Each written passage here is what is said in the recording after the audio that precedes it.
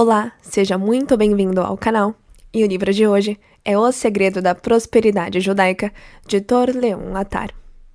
Esse livro foi dividido em 2 partes apenas, e eu espero de coração que você aprecie os ensinamentos aqui contidos. Vamos começar? Apresentação. Segredo. Basta ouvir o som desta palavra que a curiosidade fica aguçada. Afinal, quem não tem interesse em saber o que guarda um segredo, não é verdade? E um dos maiores, se não o maior e verdadeiro segredo, está na existência de um Criador, ou mais conhecido por Deus.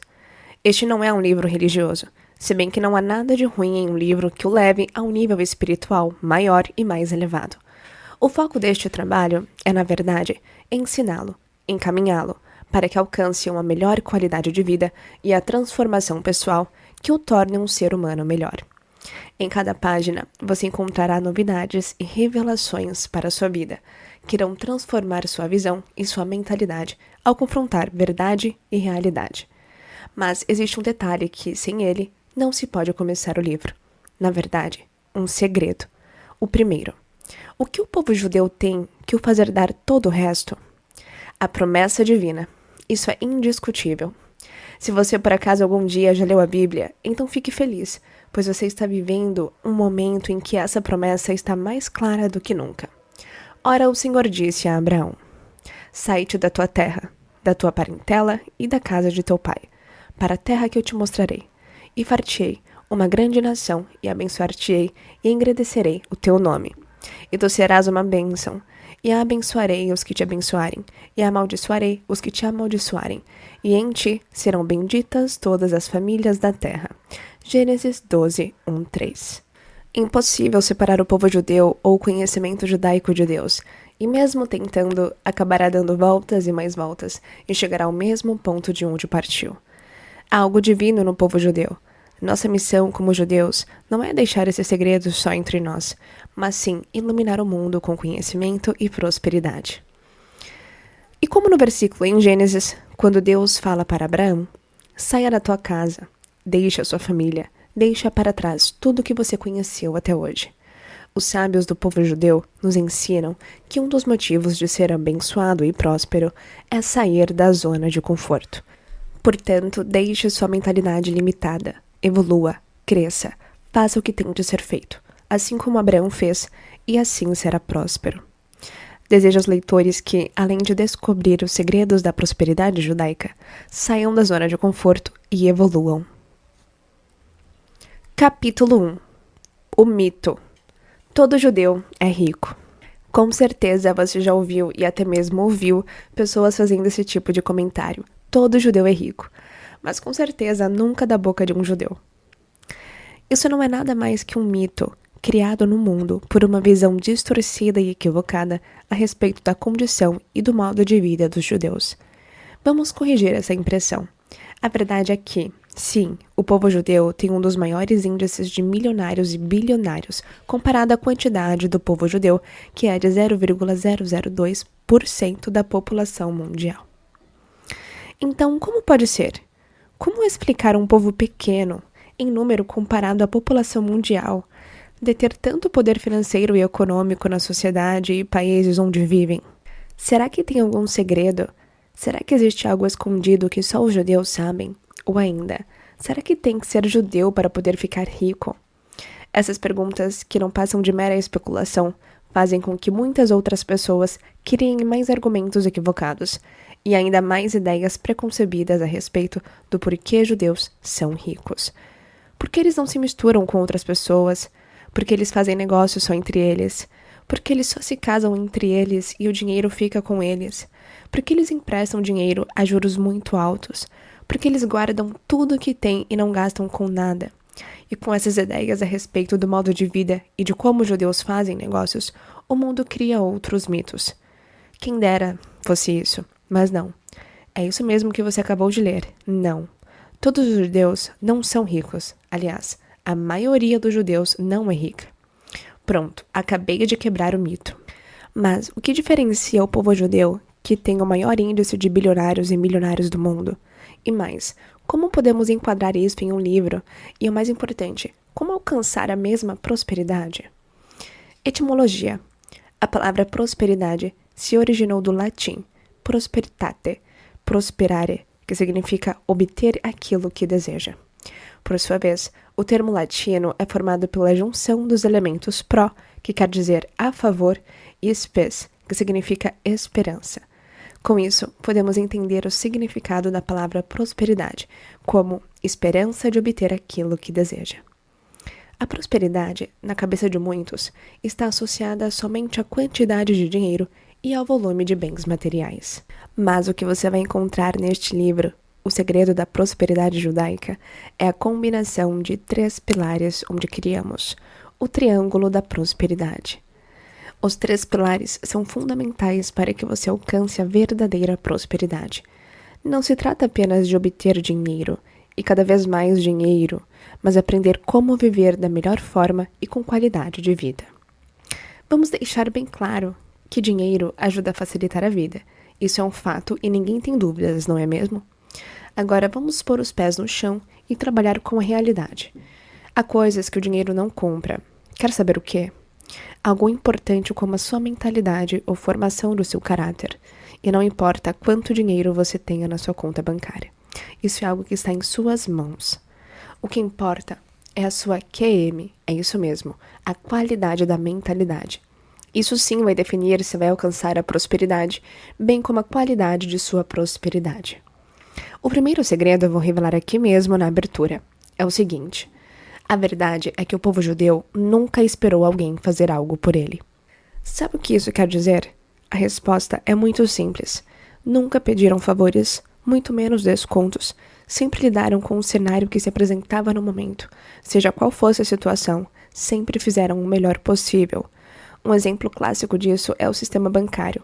E não importa o que você acha desse sistema, sem ele, com certeza a nossa sociedade ou o mundo não teria avançado, se transformado e evoluído por milênios.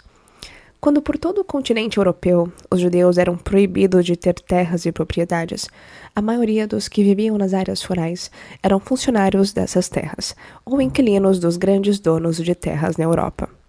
Como viviam em uma pobreza imensa, muitos migravam para as grandes cidades, e nesses centros metropolitanos as coisas não eram mais fáceis.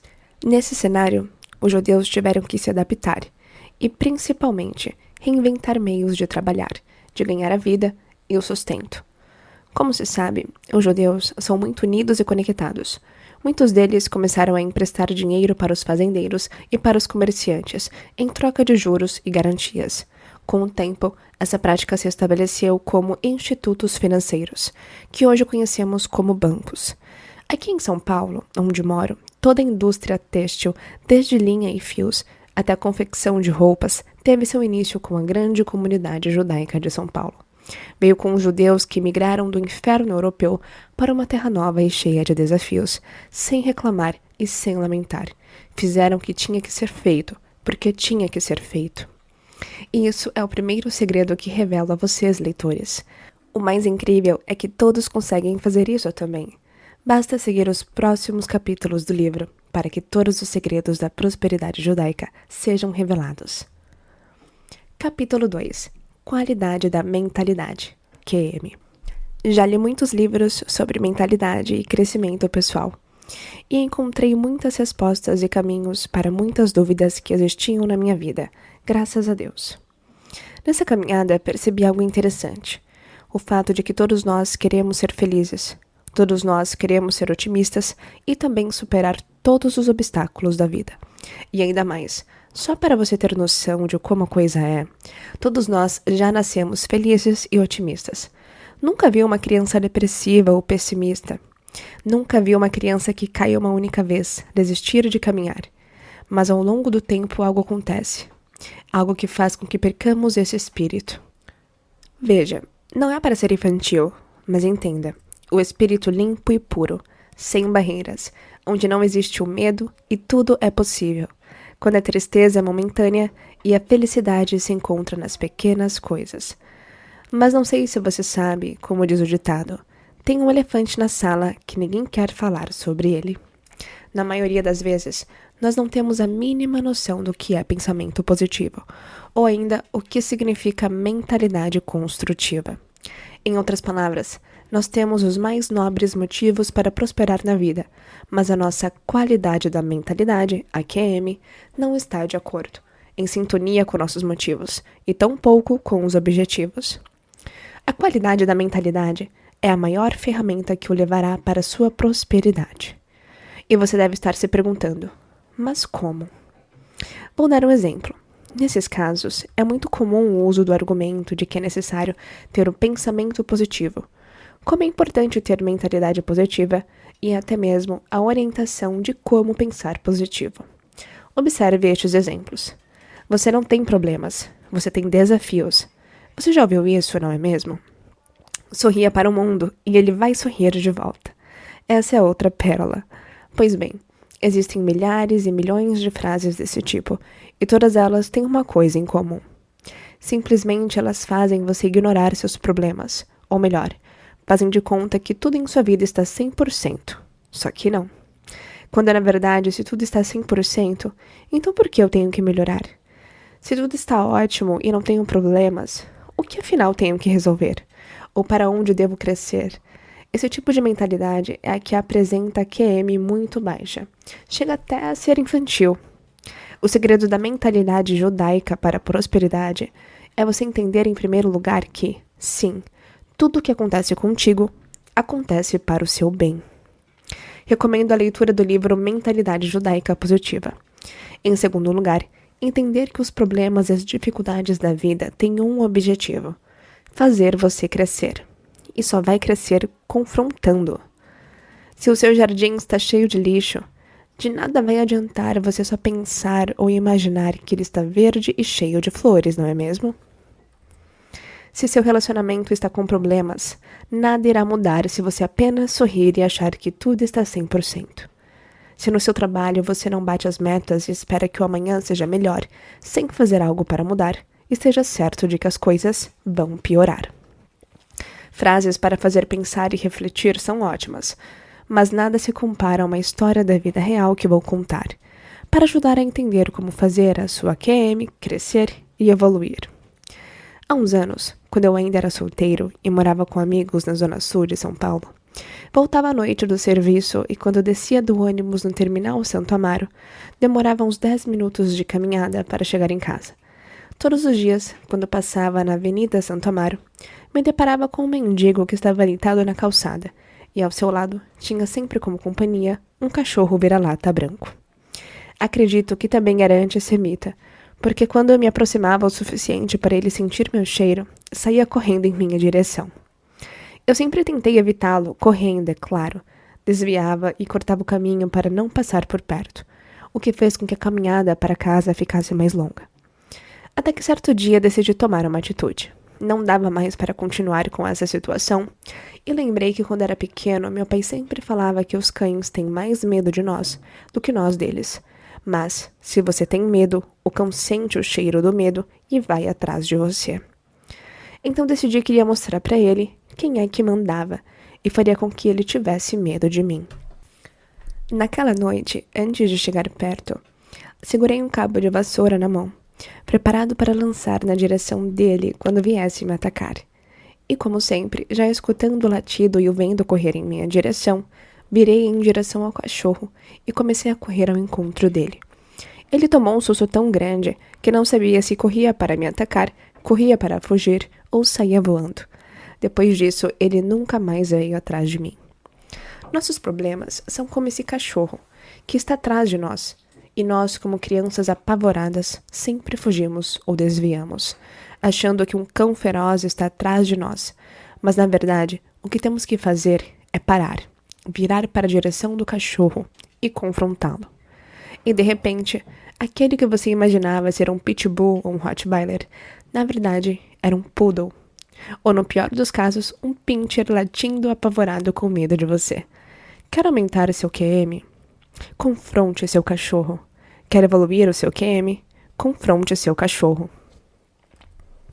Mais uma história que sempre conto nas palestras é algo que todos nós sabemos, mas que ninguém percebe. Na maioria das vezes, quem treina na academia, corre ou pratica artes marciais, sabe que o crescimento vem depois da dor, e a dor tem que ser confrontada. Todo mundo sabe, no pain, no gain.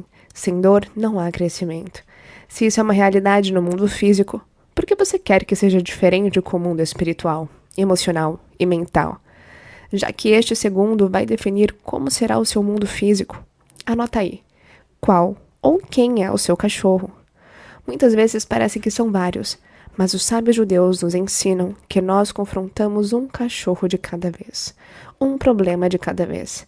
Sim, pode ser que se manifeste de várias formas, mas a fonte, o cachorro, é o mesmo. Lembre-se, não adianta você fugir, o cachorro corre mais rápido, ele é mais forte e quando alcança, a mordida dói. A única forma de você evoluir e crescer seu QM é confrontar o seu cachorro. Qualidade da mentalidade. QM em alto nível é saber reconhecer seus problemas, analisar as dificuldades, compreender e entender que você tem tudo para resolvê-los. Saber que QM de nível superior é colocar essa atitude de entendimento em ação. E o mais importante, não se aceite como você é ou como se encontra. Entenda que ninguém é perfeito, mas que a solução para alcançar os seus objetivos está em suas mãos. E isso independe de como você começa, mas depende de onde vai chegar. Colocar as atitudes e as mentalidades em ação e transformar a sua realidade muitas vezes não é favorável para uma nova realidade construtiva e favorável. A verdade é absoluta, mas a sua realidade é subjetiva. A soma de 1 mais 1 terá sempre como resultado o 2. O que quero dizer com isto é, não importa onde e em que situação você nasceu, ou onde e como você cresceu, vive ou está vivendo, e até mesmo em que planeta você está no universo, um fato. Mas a realidade, ou o que você faz com tal fato, isso sim define o que vai resultar no final. A sua realidade depende da maneira como você utiliza a qualidade da mentalidade. Quanto maior for, será mais fácil atingir uma realidade nova e muito mais favorável. Uma frase para que você reflita. A luz emana onde existe resistência. Capítulo 3. O triângulo. Por que triângulo? Como se sabe, existem triângulos de várias formas, mas aqui isso não vem ao caso. Até porque este não é um livro de geometria, e sim um livro sobre mentalidade e transformação pessoal. Então, o que tem um triângulo com isso? Simples, o fato é que precisamos de equilíbrio. Como um triângulo equilátero que apresenta os 3 lados com a mesma medida, existe a casa da realização, como mostrarei no capítulo As Ferramentas para a Prosperidade, para alcançar sua melhor forma de ser. Mas, antes disso, temos que trabalhar nossa mentalidade. Ela tem que estar em equilíbrio para que possamos construir uma realidade e uma forma de ser melhor. Você é o que você pensa. Já ouviu isso? Você está onde seus pensamentos estão. E essa você já ouviu também? Existem muitas frases nesse formato, para descrever uma ideia que no final quer dizer somente uma coisa. Você é quem cria sua própria realidade. Isto está em suas mãos. Espera um pouco, eu disse mãos, que nada, melhor ainda. Tudo está nos seus pensamentos, em suas crenças enraizadas lá no fundo de seu subconsciente. Na cabala judaica, o triângulo representa equilíbrio, a linha do meio entre 2 extremos.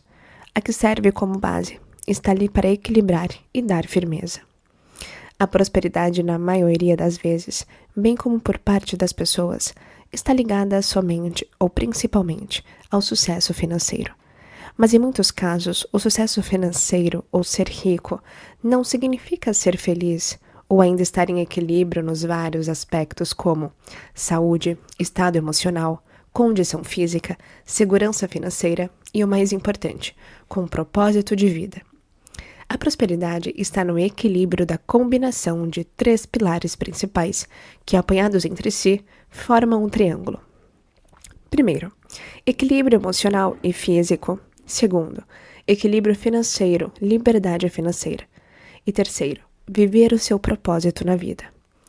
Vou contar o segredo da prosperidade judaica de uma maneira mais simples e clara, para que possa alcançar e criar uma realidade favorável e próspera. O segredo está em suas mãos. a sua liberdade financeira, saúde física, emocional e seu propósito de vida. Sim, é isso mesmo. Tudo está em suas mãos. Na Bíblia está escrito que quando Deus criou o homem, ele falou: façamos o homem em nossa imagem e nossa semelhança. Os sábios judeus cabalísticos explicam que façamos está na forma do plural, porque Deus estava conversando com a alma de Adão e falou para ele: vamos nós dois criarmos o homem. Eu, Deus, crio o cenário para você, Adão, e te dou o corpo, mas cabe a você criar, e mais ainda, estou te dando todo o poder de criador. Em hebraico, os termos semelhança e imagem não se referem ao aspecto físico, mas sim ao aspecto espiritual elevado. Entenda que somos co-criadores da nossa realidade. A forma que seremos e para quem nos transformaremos está em nossas mãos. Capítulo 4. Primeiro pilar: saúde física e emocional. O que você não resolve em sua mente, seu corpo converte em enfermidade. Eu, como acupunturista, sempre achei que as agulhas ajudavam na cura das doenças que a medicina ocidental falhava em resolver. Imaginem como fiquei abalado quando descobri que mesmo a medicina oriental, e tampouco a ocidental, não tem a capacidade de curar, quando na verdade, ambas são especialistas em tratar os sintomas, esperando que o próprio corpo promova a autocura. 95% dos médicos só atrapalham o processo natural do corpo. Palavras de um de meus professores da faculdade, que é médico. Para entender o que precisa para curar, temos que entender o que é a doença. A doença é o resultado de um evento emocional repetido em nosso passado e que não foi confrontado. Evento esse que foi enterrado na mente e ignorado. Quando na verdade é bem diferente. O corpo tenta conversar conosco, por meio das doenças e sintomas, para que se resolvam problemas emocionais, que na maioria das vezes nem ligamos ou nos damos conta. Eventos esses que nos influenciam e, mais ainda, estão bem enterrados em nosso subconsciente. E quando resolvemos esses eventos emocionais do passado, parece que, como em um passe de mágica ou milagre, o processo de cura começa. Existem várias técnicas que você pode descobrir sozinho o evento emocional que era a causa para a sua doença. Confuso? Deixe-me explicar. Anote a idade quando se manifestaram os primeiros sintomas da tal doença. Tente lembrar um evento emocional que aconteceu um ano antes da manifestação dos primeiros sintomas. Normalmente, eventos emocionais demoram 1 ano para se manifestar. Caso não tenha acontecido nada significante, divida essa última idade por 2 e tente lembrar eventos emocionais que aconteceram na tal idade. Exemplo: com 51 anos se manifesta alguma doença. Analise o ano anterior, quando tinha 50 anos. Caso não encontre algum evento, divida a última idade por 2 e avalie quando tinha 25 anos. Caso não encontre nada, divida a última idade por 2 e avalie quando tinha 12 ou 13 anos para um evento emocional possível. Caso não lembre de nada ou não aconteceu nada, divida novamente quando na idade de 6 anos. Avalie novamente algum possível evento emocional, caso não encontre o evento ocorrido. Divida novamente e siga assim dividindo. Caso você tenha chegado na idade entre 1 ou 9 anos, em que provavelmente tenha um evento relacionado à saúde, o evento emocional tem relação ao fato que aconteceu nos meses de sua gestação, onde sua mãe passou por um evento emocional que o marcou. Como o feto não está separado de sua mãe, conforme a idade que manifestou o evento de saúde, você vai saber o mês da gestação que a sua mãe passou por um evento emocional que marcou seu subconsciente. Essa técnica é muito usada por vários terapeutas judeus ao redor do mundo. Vou lhe contar uma história de muitas das experiências que aconteceram comigo. Uma amiga estava reclamando de vários sintomas que afetavam a qualidade de vida dela. Mesmo sendo uma mulher nova, feliz, casada e com uma filha linda, ela veio até mim reclamando de pneumonia e dizendo que se repetiam a cada 2 ou 3 meses, secreções no ouvido e fobia de água. Começamos a analisar por meio da técnica mencionada e descobrimos o seguinte: as pneumonias começaram depois que ela se tornou mãe. Seguimos a análise e chegamos aos 3 anos de idade, onde ela lembrou que começou a secreção no ouvido. Então pedi que ela fosse conversar com a mãe dela. e que a questionasse sobre o que teria ocorrido no 3º mês da gestação. Foi incrível o que descobrimos, depois do choque que a mãe mostrou ao revelar para a filha. A mãe da minha amiga, quando estava no 3º mês de gestação, lembrou que realmente estava conversando com o marido e que planejaram fazer um aborto e terminar com a gravidez. Agora entenderam o que aconteceu? O fato é que o feto sabe e sente tudo o que acontece com ele e com a mãe. Um detalhe é que o feto não diferencia ele e a mãe. Então, tudo que a mãe sente ou experimenta emocionalmente, o feto sente como se fosse com ele mesmo. Minha amiga ouviu os pais querendo abortar. Isso gerou o problema no ouvido e a fobia de água, quando ela estava em um ambiente aquático, quando sentia o medo de morrer. Até então, a fobia que era inexplicável sumiu. E hoje minha amiga está fazendo aulas de natação e a secreção do ouvido acabou. E o interessante é que as pneumonias não voltaram. Importante mencionar que o pulmão é ligado à emoção de mágoa, e quando ela se tornou mãe, o subconsciente se manifestou como pneumonia. Outra história que mostra o resultado dessa técnica: o pai de um amigo meu entrou em depressão profunda depois da separação da esposa. Ficou na casa da filha e nem saía da cama. Tinha que ser alimentado e precisava de ajuda para tomar banho. Chegou a usar fraldas geriátricas por nem conseguir sair da cama. Meu amigo me chamou para ajudar o pai dele. Eu sentei na sala, mandei chamá-lo e disse: custe o que custar, ele tem que sair da cama e sentar na mesa comigo. O bom é que o pai queria melhorar, mas não tinha ferramentas para isso. Vendo a situação dele, um homem com 69 anos, que era bem de saúde e de vida, transformado em um esqueleto frágil bem à minha frente, expliquei para ele que a depressão é o resultado da raiva voltada contra si próprio. Ela é desenvolvida por eventos do passado, que geram raiva e que, quando não direcionada contra ninguém, mas contra si mesmo, com o tempo, cria depressão. Fizemos o cálculo dos ciclos e vimos que o que ele sente no momento realmente voltou em ciclos com o mesmo efeito emocional, de raiva contra si mesmo.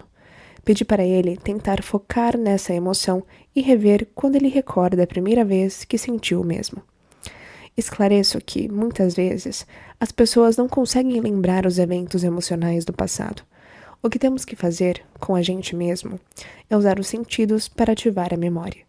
Pedi para ele que fechasse os olhos e me falasse qual era a cor que aquela raiva tinha e como ela cheirava, se tinha algum som ou voz, e também qual nome se dava a ela. Raiva é um nome geral. Cada um tem nome específico que ajuda a detectar o evento. Nós conseguimos ativar uma memória de que quando tinha 10 anos de idade, jogando futebol com amigos, sem querer, ele tropeçou na bola, caiu e bateu as costas, e ficou uns 10 segundos sem respiração. Ele relatou que ninguém veio ajudá-lo, porque ninguém percebeu. Então ele se sentiu impotente e isso gerou raiva, já que não tinha quem culpar. Essa raiva virou contra ele mesmo, por ter esse momento de impotência que no futuro iria se manifestar fisicamente. Depois de trazer o evento principal para o presente, e com algumas técnicas, livrar o passado, como escrito no meu livro Mentalidade Judaica Positiva, hoje ele voltou a ser um homem saudável e independente. Para finalizar esse pilar, vou resumir com a relação dos órgãos e quais emoções os afetam. Raiva afeta o fígado. Tristeza e mágoa, pulmão. Angústia, preocupação, estômago. Estresse e ansiedade, coração. Medo e fobia, rins. Resumindo, toda doença é resultado de um evento emocional negativo do passado que não foi resolvido. Ele vai se manifestar no futuro, fisicamente, para que possa trazer cura verdadeira e uma elevação espiritual para o físico. Conforme o grande sábio judeu, médico e filósofo Maimonides, uma alma saudável num corpo saudável, ambos estão conectados e assim têm que ser tratados. Vale lembrar, caso perceba algum sintoma que aparentemente possa se desenvolver em uma possível doença, um médico ou especialista deve ser consultado. Mas tenha certeza de que, para curar de forma efetiva, existem 3 emoções que ativam esse processo: amor, gratidão e alegria. Amor. Todos conhecem a frase bíblica: amarás o teu próximo como a ti mesmo. Levíticos 18:19. O mundo ocidental se apoia muito sobre este versículo e os derivados dele. Mas há um porém, e um porém muito grande. A nossa sociedade se encontra em um momento radical, com muita cobrança e muito estresse. Você está sendo vigiado 24 horas por dia, no trabalho, na família, escola, faculdade e mais ainda, nas redes sociais e no mundo virtual como um todo. Isso leva a maioria das pessoas a não confrontar nosso maior cachorro. Farei uma pergunta e quero que você seja sincero com você mesmo. Como podemos amar o próximo como a nós mesmos?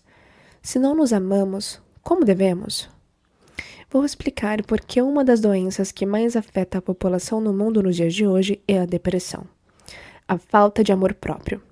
Quer saber se você se ama ou não? Isso não é fácil, mas é simples. Você fica com raiva de si mesmo quando falha? Tem dificuldade para se perdoar quando comete um erro?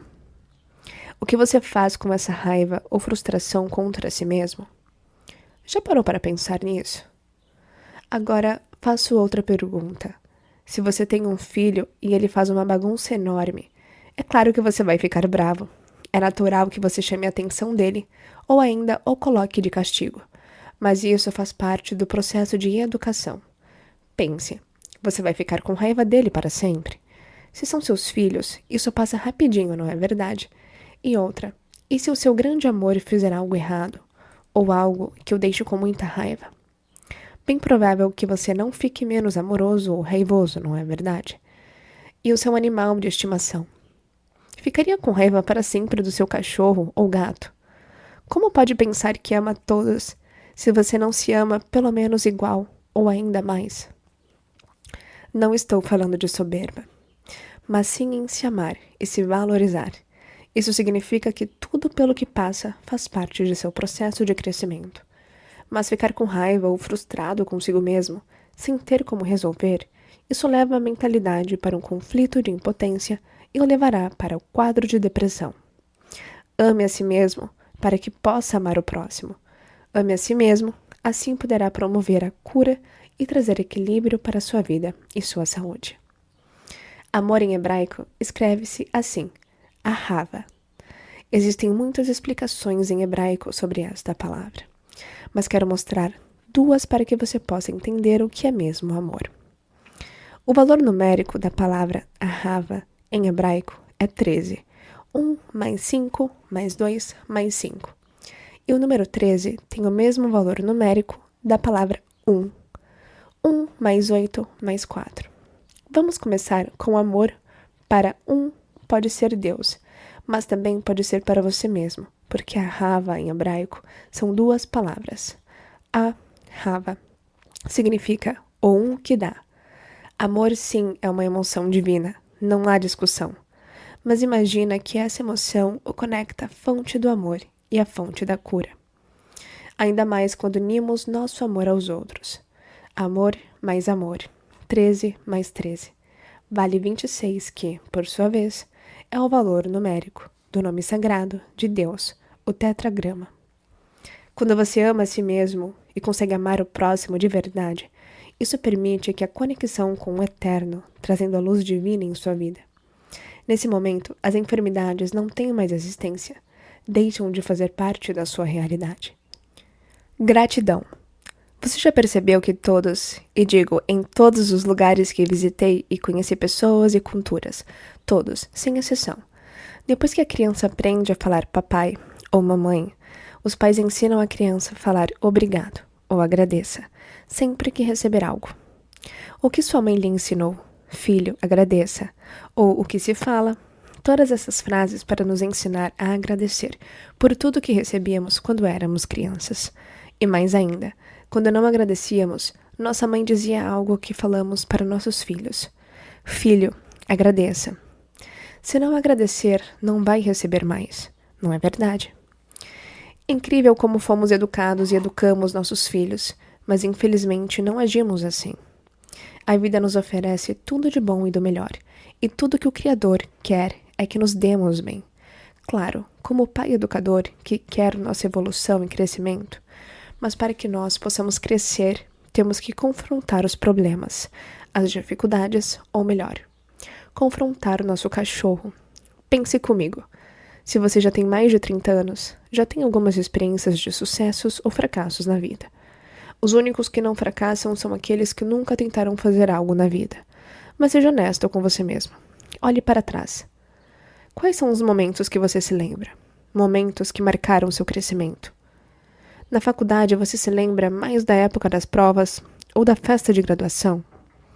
No momento da vitória, ela teria algum valor se não tivesse algo para superar? Alguma meta que era difícil ou parecia impossível e no final você superou e alcançou um novo nível de ser? Não merece gratidão? Esses momentos de dificuldades e apertos são os que nos fazem crescer. Foi dessa mesma forma quando nascemos e tivemos que passar por uma passagem estreita e apertada. Mas o choro veio logo depois. Mesmo os médicos dizendo que não foi apenas a primeira respiração. E o mais correto é a nova expansão, nova forma de ser. Nossa vida é feita de momentos de aperto, vitórias e novas formas de ser. Até na academia ou em qualquer atividade física, nós sabemos que temos que passar pela dor para conseguirmos algum tipo de crescimento. E não há como enganar o processo. Ou você confronta o seu cachorro, ou ficará correndo dele. Mas você não irá crescer. Agora que você sabe o processo que teve de passar para chegar até esse momento, lendo este livro e vivendo esses momentos, graças a todos esses eventos, as suas vitórias são consequências das atitudes tomadas nos apertos. Sem eles, as dificuldades e os problemas, não haveria crescimento. Agradeça. Agradeça por tudo. Você acordou hoje? Agradeça. Sabe quantas pessoas não vão acordar hoje? No judaísmo, nós agradecemos toda manhã, pois o Eterno devolveu a nossa alma por acreditar em nós. Acreditar que somos capazes para fazer esse dia valer. Se Deus acredita em nós, em que duvidamos? Na medicina chinesa, a dor é uma coisa positiva, um sinal de vida. Se você tem alguma dor no corpo, agradeça. Isso é sinal de vida, e muitas vezes o mero agradecimento pela dor já faz ela melhorar e até sumir. Agora, será que você me venderia um de seus braços? Ou um olho? Quem sabe uma de suas pernas? Por qual valor você venderia? Não venderia, não é mesmo? E mesmo que vendesse, não seria algo tão barato. Ou pediria alguns milhões, não é verdade? Você sabia que a riqueza é calculada conforme o patrimônio que alguém tem, e não conforme ele ganha por mês? O Sr. Bill Gates não ganha bilhões por mês, mas ele tem bilhões. Então, quanto você vale? Agradeça. Você é casado? Sabia que há pessoas solteiras que tudo que elas querem é achar alguém para viverem juntas? A solidão é o inferno. Você tem alguém para compartilhar a sua vida? Alguém para aguentá-lo? Que aguente as suas loucuras? Eu falo por mim, é claro. Agradeça. Você tem filhos? Sabia que há milhares de pessoas ao redor do Brasil que tudo que querem na vida é ter um filho e não conseguem ter por N motivos? E você? Tem 1, 2 ou 3? Agradeça, mesmo quando eles o deixarem louco e com vontade de vendê-los. Posso continuar o livro todo mostrando coisas grandes, médias e pequenas, que podemos ser gratos, ou melhor, temos que ser gratos. Nossos sábios, nos livros sagrados, fazem a pergunta: quem é rico? E logo tem a seguinte resposta: rico é aquele que está feliz com o que tem. Olha o que você tem. Quanto você realmente vale? Tanto para você, sua família, seus amigos e o mais importante de todos, para Deus, que o criou.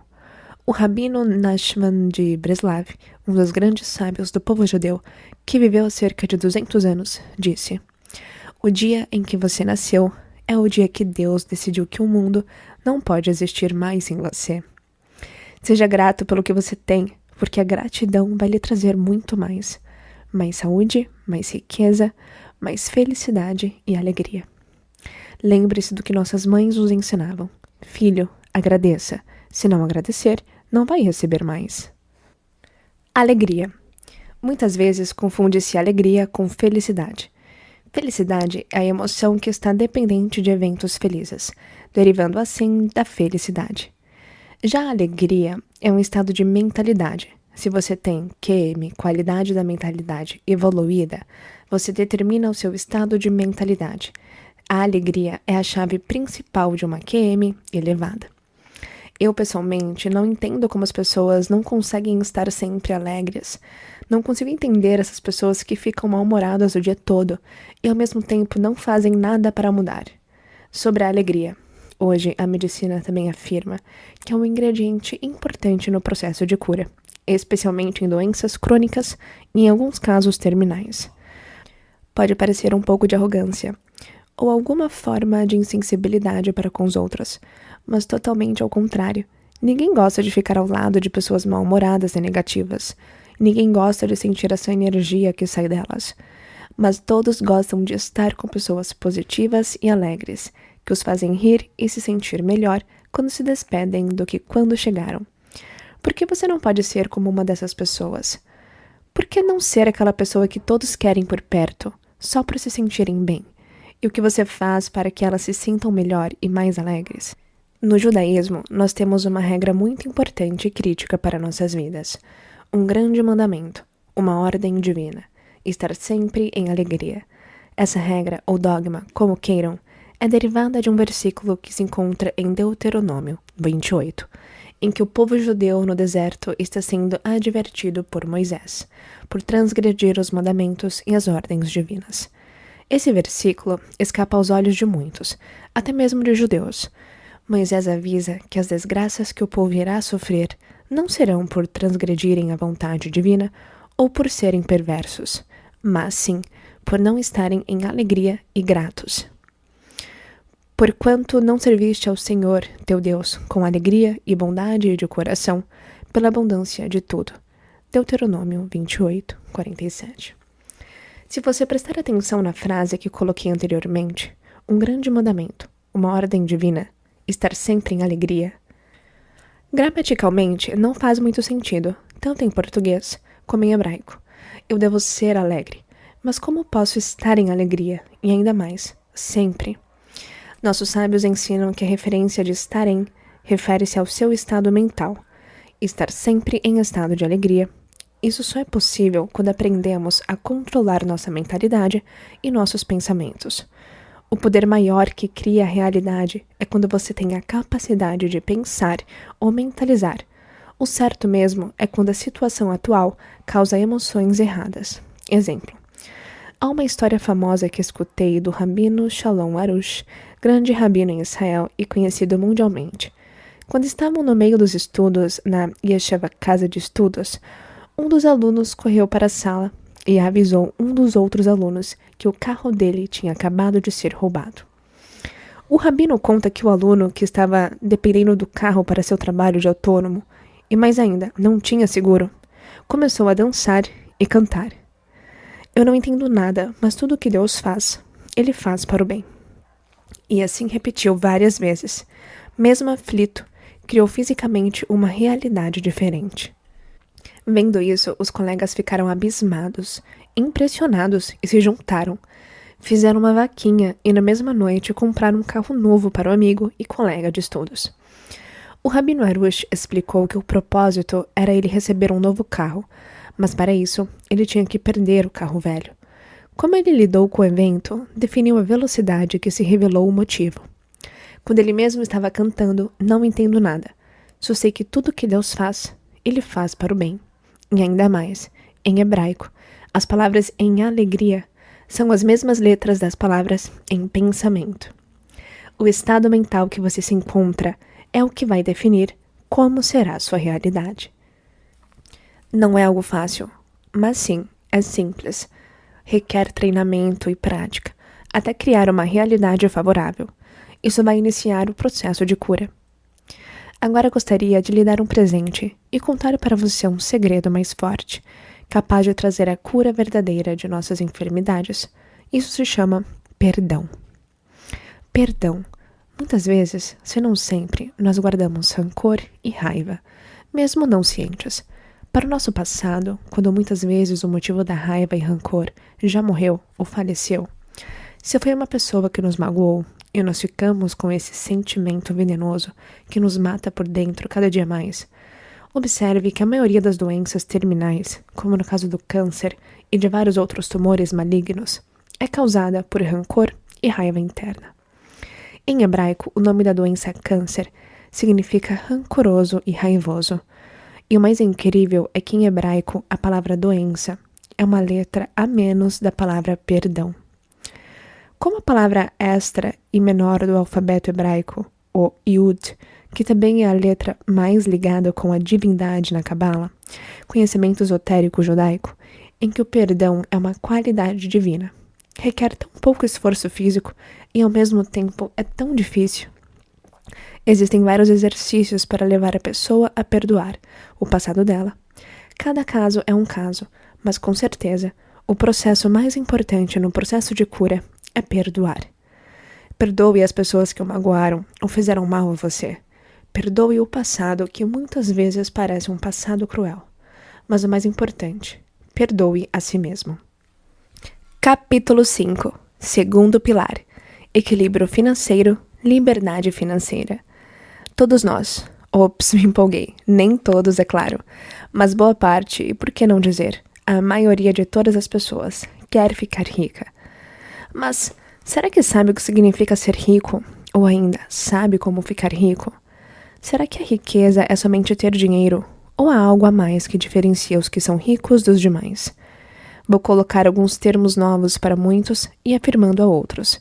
Se você vive endividado, com saldo negativo, a chance de ficar rico é praticamente zero.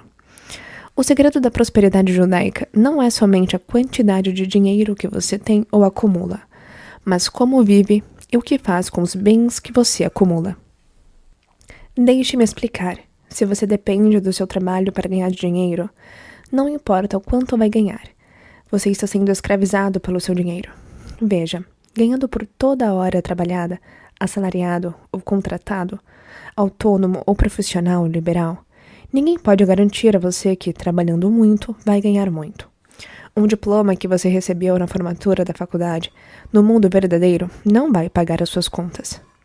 O que fará você ganhar muito dinheiro é o valor que você vai agregar para o mercado e para o público. Mas isso ainda não garante a sua liberdade financeira. Está complicado? Aguarde. Liberdade como liberdade.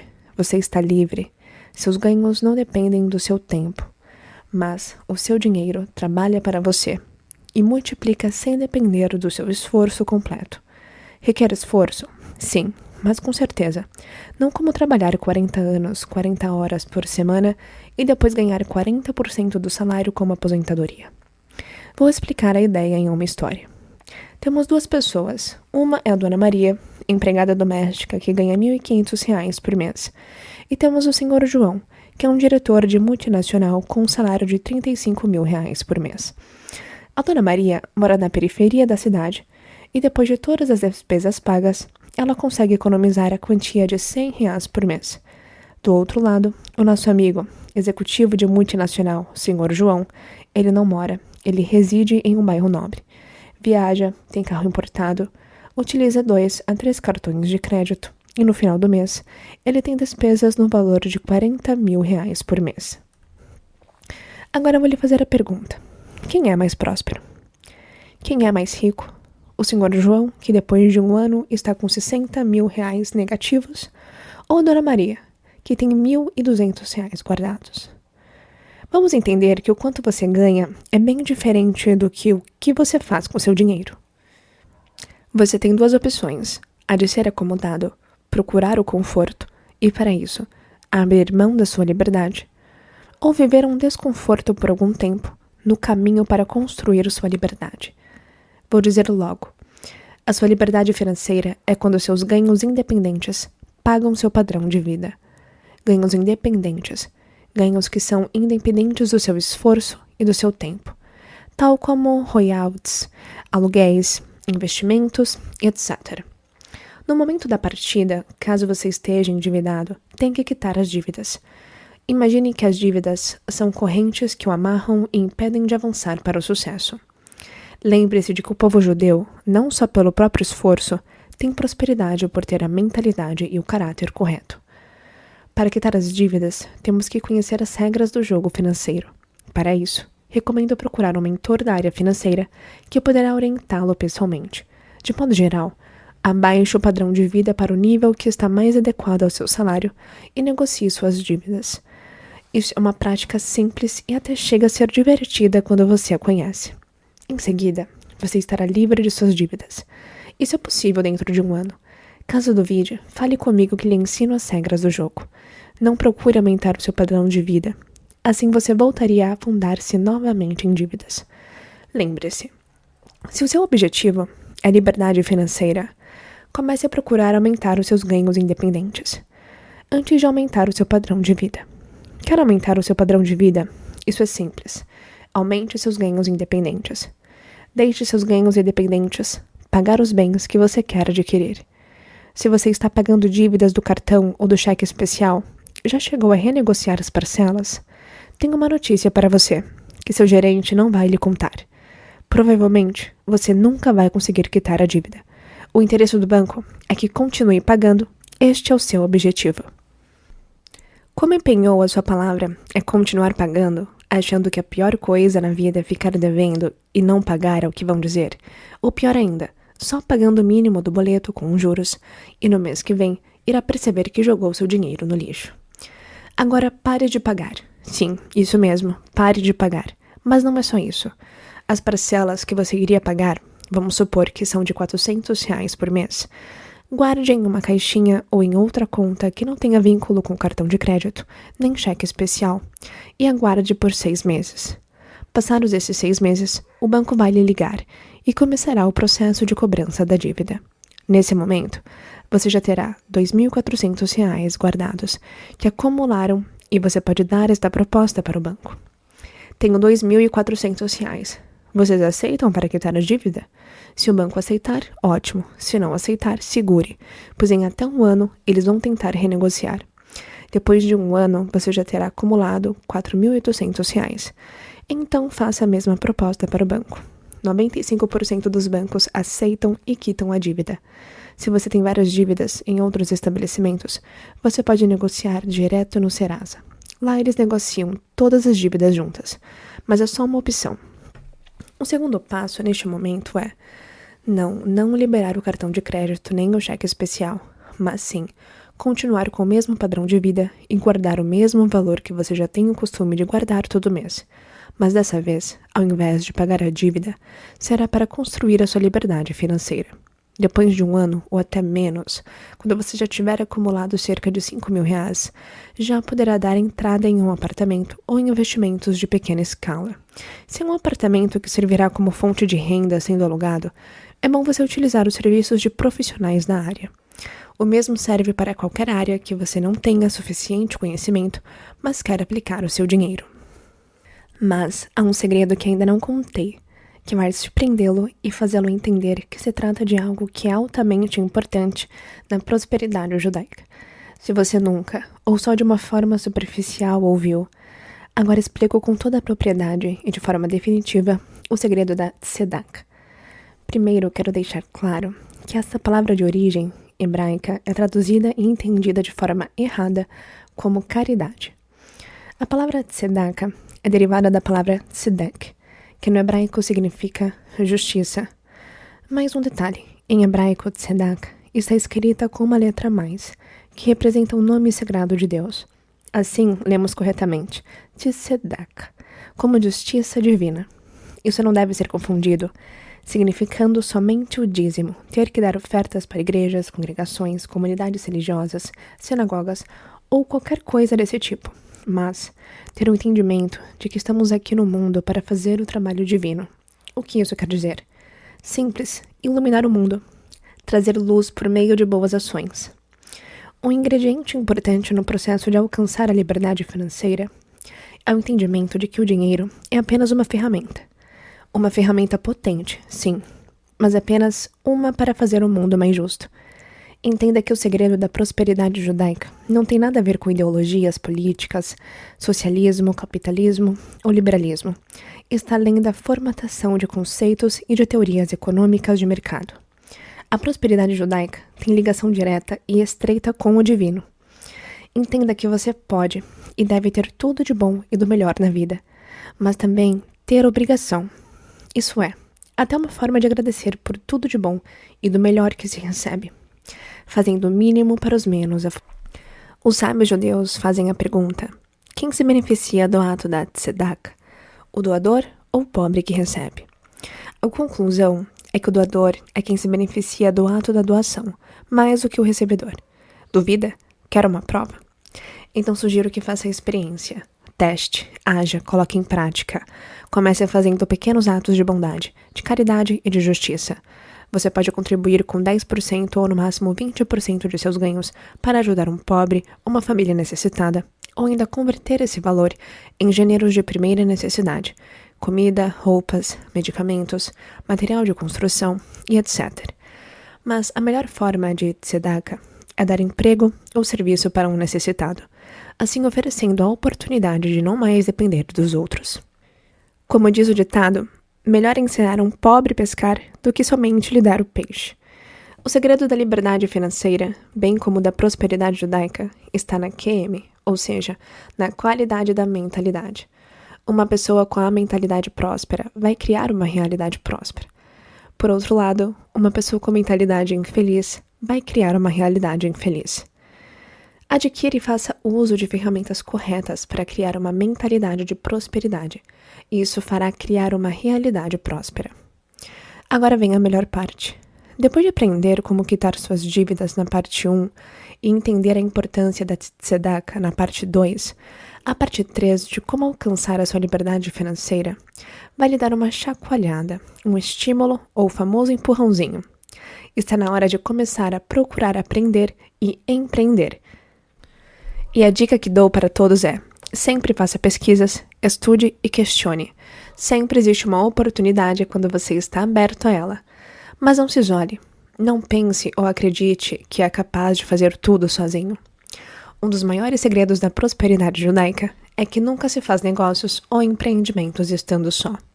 Sempre busque por parcerias, procure por pessoas com nível, capacidade ou competência acima para se juntar em um objetivo ou um negócio em comum, ou ainda para alcançar a liberdade financeira juntos como uma equipe.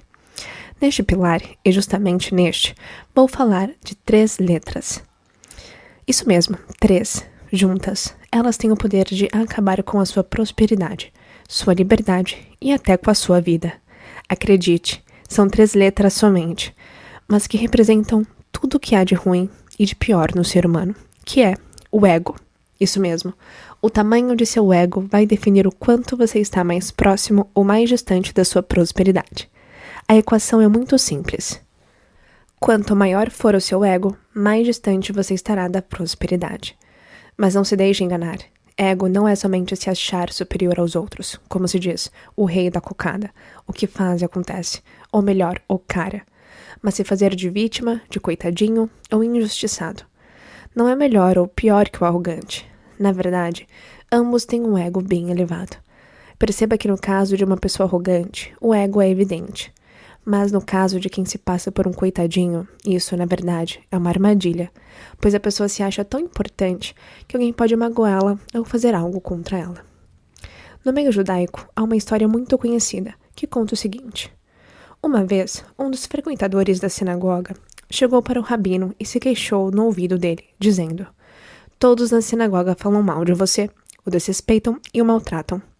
O rabino respondeu: e por acaso o senhor é um tapete que está espalhado na sinagoga para que todos o pisem? A questão é, como fazer para baixar o ego? Existe uma forma de combatê-lo? A resposta é sim, e apenas uma: o uso da gratidão.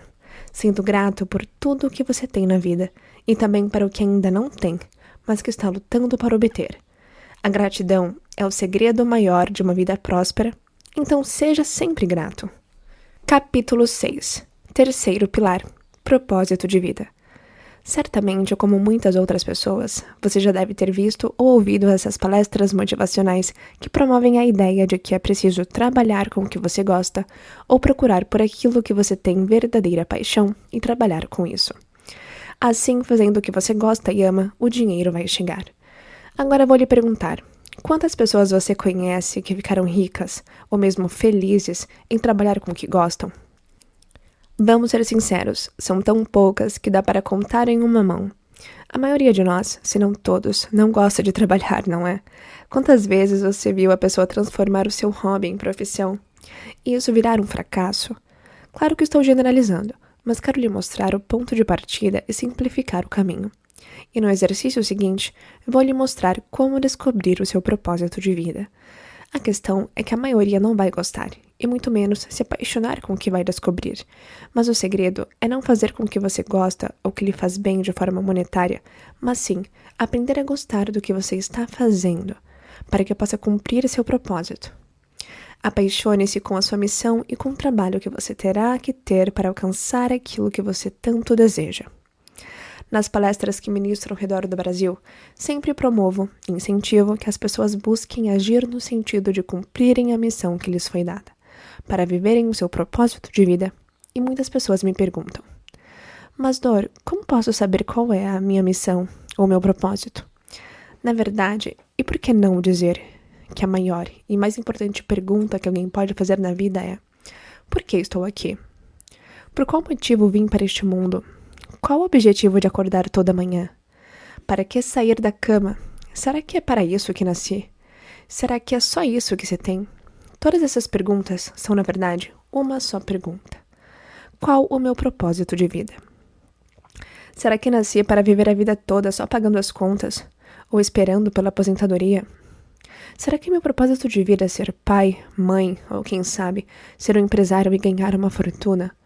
Pode ser também que seja virar um monge e viver isolado em monastério nos picos do Himalaia. Nos treinamentos e eventos que promovo sobre transformação, utilizo uma técnica que ajuda no despertar do fundo das mais profundas e abissais regiões do subconsciente, onde se encontra uma centelha de luz brilhante que lá foi colocada desde o nascimento, e que na maioria dos casos está esquecida, mas nunca se apaga. Essa centelha a que me refiro é a missão que foi dada pelo Criador infinito do universo. Isso mesmo, a missão que ele deu para você. Antes de começar, vou lhe dar uma dica que um dos maiores mestres do povo judeu no século XX, o Rebbe Menachem Mendel, deu em um de seus discursos. Se você esperar até encontrar o sentido da vida, haverá vida suficiente para viver de forma significativa. Não espere as coisas acontecerem, as faça acontecer. Segure firme e se prepare para fazer um mergulho profundo nas regiões mais distantes e inexploradas da sua mentalidade. Você vai descobrir algo espetacular. Para começar esse mergulho, são necessários alguns equipamentos e ferramentas básicas: uma mesa, cadeira, caneta e papel. E prepare-se, agora você vai viajar. Aproveite e coloque uma música, aquela que o inspira, faz bem e o deixa feliz. Lembre-se de que a realidade é criada pela emoção e pensamento. MPJ, Mentalidade Judaica Positiva. Agora eu quero que você mentalize 5 anos atrás. Você se lembra? Passou rápido, não é mesmo? E os últimos 10 anos? Muito rápido. Certo. Agora, se for o caso, lembre-se de quando seus filhos nasceram. Hoje já estão grandes ou adultos. Lembre-se de sua infância. Parece que foi ontem, não é mesmo? Entenda uma coisa. Os próximos 5, 10 e 20 anos irão passar com a mesma velocidade, ou quem sabe até mais rápido. Caneta e papel na mão, anote um título, a data de hoje, mas só que daqui a 5 anos, entendeu? Exemplo. Hoje é dia 4 de junho de 2024. Então anote, 4 de junho de 2029. E comece a anotar tudo que você quer alcançar nos próximos 5 anos. Faça uma lista com os mais variados itens, tais como vida financeira, saúde, relacionamento, religião, viagens, conquistas de tudo que você quiser. Deixe sua imaginação voar. Lembre-se de que você só está limitado conforme sua qualidade da mentalidade. Escreva tudo que você puder imaginar que deseja alcançar no prazo de 5 anos. Não pense se o que está na lista é possível ou não. Apenas escreva. Terminou! Agora leia e mentalize isso tudo que você acabou de escrever, para daqui a 5 anos. E lembre-se, para que se realize, temos que envolver emoção positiva, construtiva. Então agradeça a realização de seus objetivos e de suas conquistas. No próximo título, escreva a data de hoje para daqui 10 anos. Repita o procedimento, mas agora viaje mais na sua imaginação. Queira mais, mentalize mais. Sinta e se inspire com as metas e sonhos. Veja mesmo como você estará daqui 10 anos, com tudo que você conquistou. Ótimo, agora leia novamente e repita o processo anterior. E o mais importante, agradeça e alegre-se de suas conquistas, como se já tivesse conquistado hoje, quando na verdade seria apenas para daqui 10 anos. No próximo título, a data de hoje será para daqui 20 anos. Escreva o que você mais deseja alcançar e conquistar. Não há limites. Você já é mais maduro e já passou por muitas fases. Parece que passou rápido, não é? Isso mesmo, 20 anos passam como um sonho.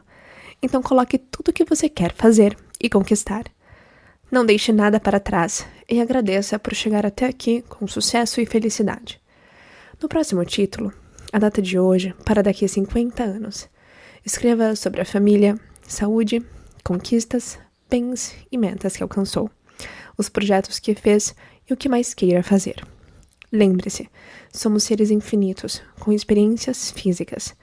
Interessante, não é? Como a nossa cabeça e imaginação começam a ver as coisas, conforme tiramos as resistências e a poeira dos nossos sonhos, sinta-se como se você estivesse lá.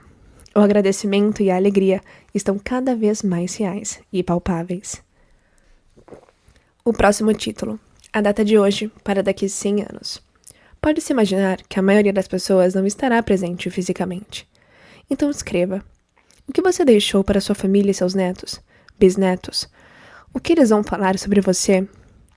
Como o mundo vai lembrar de você? O que você deixou para que o mundo seja melhor depois que partiu?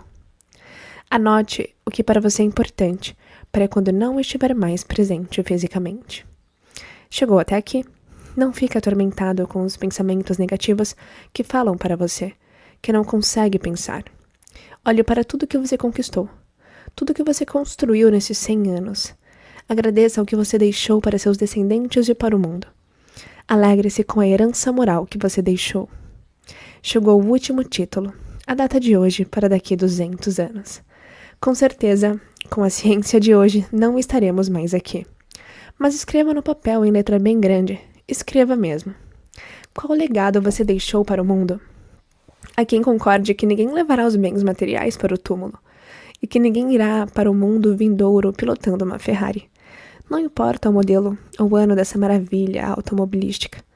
Concorde que o importante é o caráter, a moral, as boas ações e o valor de uma pessoa. Então, como se explica o fato de as pessoas focarem nas conquistas materiais, mais do que qualquer outra coisa? No final, o que você deixou para a história? Como você vai ser lembrado depois de 200 anos? O que vão falar sobre você, da pessoa que você era? Qual benefício você trouxe ao mundo? Como você fez desse mundo um mundo melhor? Não desanime. Vou lhe contar uma história sobre um grande sábio judeu que viveu há uns 200 anos. Era um grande sábio justo, cujo nome era Rabino Zusha de Anipoli. À beira da morte, bem antes de seu falecimento, seus alunos o viram chorando como criança e perguntaram: "O que houve?" Ele respondeu, com sua sabedoria genuína, que não saberia o que iria acontecer a ele quando chegasse perante o tribunal celestial. Os alunos ficaram abismados, já que seu mestre, o grande sábio, não sabia o que iria acontecer. O que aconteceria com eles? Ele os acalmou e explicou: "Quando eu chegar ao tribunal celestial, não vão me perguntar por que eu não era igual a Moisés, ou por que não era igual ao rei Davi.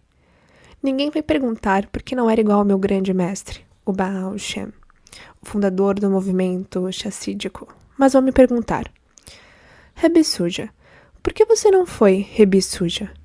E essa pergunta vão fazer para vocês. Por que vocês não eram vocês? O melhor que vocês tinham que ser? Por que vocês não cumpriram a missão? Por que vocês não fizeram o que tinham que fazer neste mundo? Seu legado é o seu propósito. Comece a viver o seu legado. Se você mesmo escreveu que somente isso é o que vai ficar para gerações, então por que não começar agora?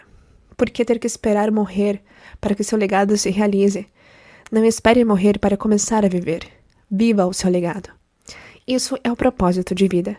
ter que viajar para o futuro, além dos próprios limites mentais e subconscientes, para descobrir e despertar a centelha, a sua missão dada pelo Criador para fazer deste mundo um mundo melhor. Sim, não pense que você veio para este mundo somente para cuidar do seu nariz e do seu quadrado. Você veio aqui para fazer este mundo melhor. Se você for olhar o seu legado, ele está ligado a algo que fez este mundo melhor. Trouxe luz para esta vida. Uma missão única e particular que só você recebeu e que somente você tem a capacidade de cumprir. Ninguém mais no mundo tem uma mesma missão. Ninguém irá cumprir a sua, já que é o seu legado, o seu propósito. Em outras palavras, onde você vive a sua missão, vivendo o seu legado, você não está apenas cumprindo uma missão. Você começa a viver. Você está vivo. Meus parabéns por você finalizar a primeira parte do livro O Segredo da Prosperidade Judaica. Eu espero de coração que você tenha apreciado os ensinamentos aqui contidos e eu te encontro na segunda e última parte. Até lá!